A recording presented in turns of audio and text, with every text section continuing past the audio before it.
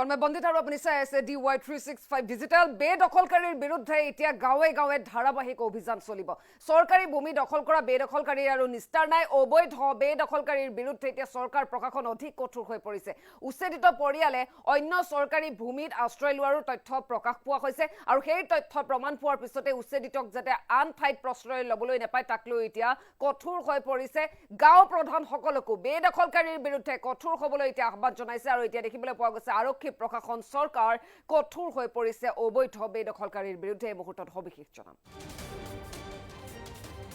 বেদখলকাৰীৰ বিৰুদ্ধে গাঁৱে গাঁৱে চলিব ধাৰাবাহিক অভিযান আৰু চৰকাৰী ভূমি দখল কৰা বেদখলকাৰীৰ আৰু নিস্তাৰ নাই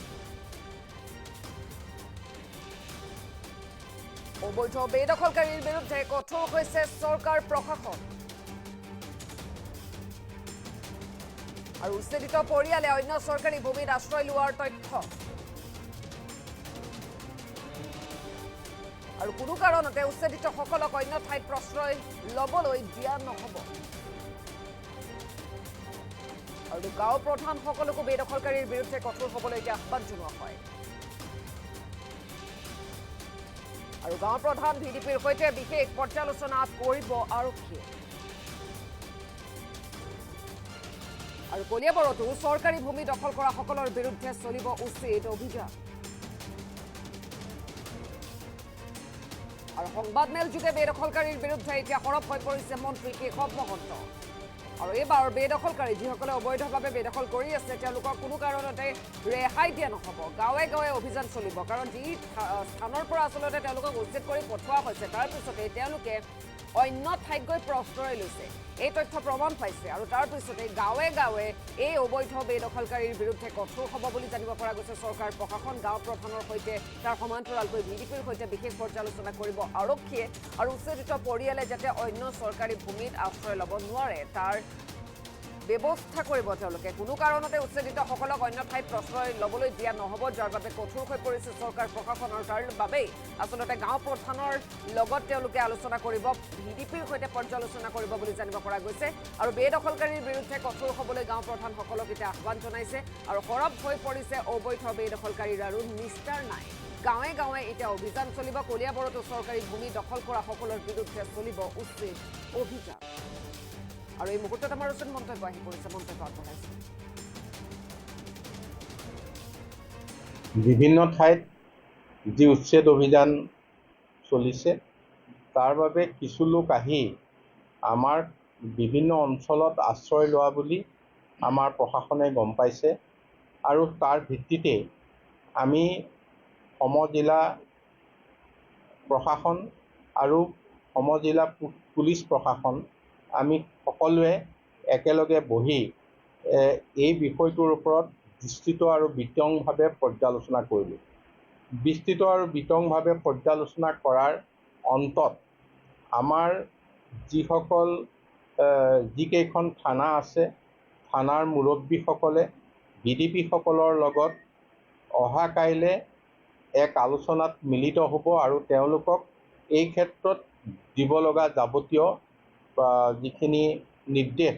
সেই নিৰ্দেশখিনি চৰকাৰৰ ফালৰ পৰা তেখেতসকলক জনাব আৰু ইয়াত যাতে কোনো লোকৰ কোনো জাগাত প্ৰৱেশ ঘটিব নোৱাৰে তাৰ কাৰণে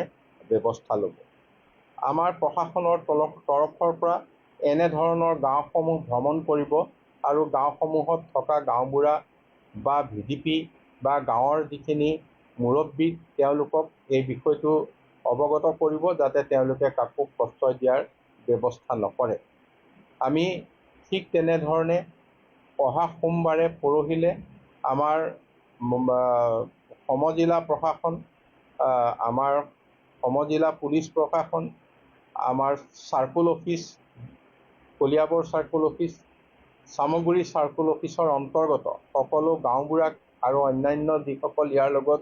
জড়িত ব্যক্তি এখেতসকলক লৈ ইয়াৰ এটা বিতং পৰ্যালোচনা হ'ব আৰু যাৰ হাতত যি হয়তো ইনফৰমেশ্যন আছে তাৰ ভিত্তিত সেই আলোচনাৰ অন্তত ইয়াত যিখিনি প্ৰশাসনে তেওঁলোকক ইনষ্ট্ৰাকশ্যন দিব লাগে এই ক্ষেত্ৰত সেইখিনি তেওঁলোকে প্ৰশাসনৰ তৰফৰ পৰা যাৱতীয় ব্যৱস্থা গ্ৰহণ কৰিব আৰু এই আটাইকেইটা বিষয় ইয়াত পৰ্যালোচনা কৰি আমি অন্তত এটাই কথা থিৰাং কৰিছোঁ, কোনো যাতে লোক অন্য ঠাইৰ পৰা আহি আমাৰ কলিয়াবৰ সমজিলা প্ৰশাসনৰ এলেকাত ইয়াত যাতে কোনো আশ্ৰয় ল'ব নোৱাৰে, তাৰ কাৰণে নিশ্চিত কৰিবৰ কাৰণে আমাৰ প্ৰশাসন সকলো সময়তে তৎপৰ হৈ থাকিব। কলিয়াবৰৰ চামধৰা গড় বুলিয়ে নহয়, কলিয়াবৰৰ কিছু ঠাইত ইতিমধ্যে অবৈধভাৱে বহু লোক চৰকাৰী মাটিত বা PGR মাটিত বসবাস কৰি আছে বুলি এক খবৰ আহিছে। গতিকে আমি চাৰ্কুল অফিচৰ তৰফৰ পৰা এনে লোক ক'ত কিমান আছে এই ক্ষেত্ৰত আমি অনুসন্ধান কৰিবলৈ দিছোঁ। এইটো অকল কলিয়াবৰতে নহয়, আমি ৰাজহ বিভাগৰ তৰফৰ পৰা গোটেই অসমতে কিমান চৰকাৰী মাটি বা PGR মাটিত ইতিমধ্যে বেদখলকাৰী আছে, ইয়াৰ তথ্যখিনি প্ৰথম আমি উলিয়াবলৈ দিছোঁ আৰু এই তথ্য ওলোৱাৰ পিছত পৰ্যায়ক্ৰমে এই ঠাইবিলাক আমি মুক্ত কৰাৰ ব্যৱস্থা কৰিম।